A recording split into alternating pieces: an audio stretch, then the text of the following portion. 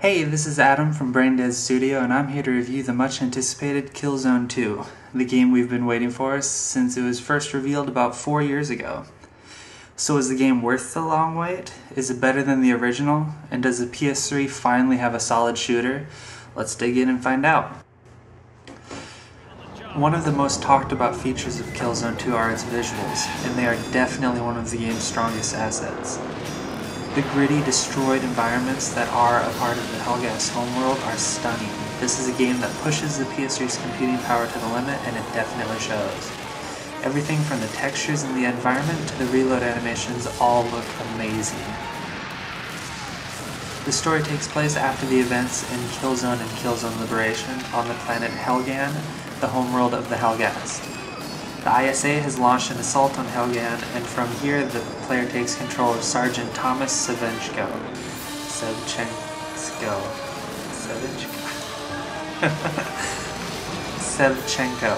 or Sev, who has been sent behind enemy lines to secure the capital of Pyrrhus. The story is nothing spectacular. It's obviously a little bit difficult to pronounce, but it definitely moves the game along well. One of the biggest features in Killzone 2 is its multiplayer, called Warzone, which has been designed extremely well.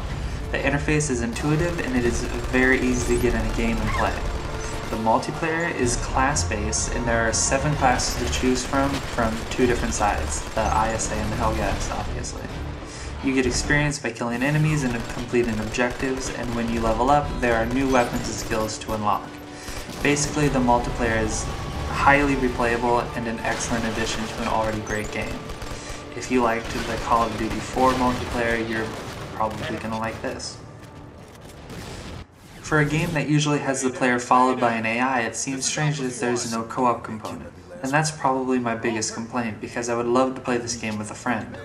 My other major complaint would be the somewhat generic weapon selection. There aren't many weapons to choose from that we haven't seen in at least a dozen other shooter games. Your generic shotgun, generic assault rifle, it's all there. But with that said, the weapons that are in the game feel damn good to use. The shooting mechanic, obviously the most used mechanic in the game, is extremely satisfying. I cannot recommend this game highly enough. The multiplayer, visuals, combat, and story are all amazingly well done. And Killzone 2 is officially my second favorite game on the PS3, barely beaten by Little Big Planet, and this is definitely the best shooter I've played in a while. You might have guessed it, but my final value for Killzone 2 is $60 out of 60.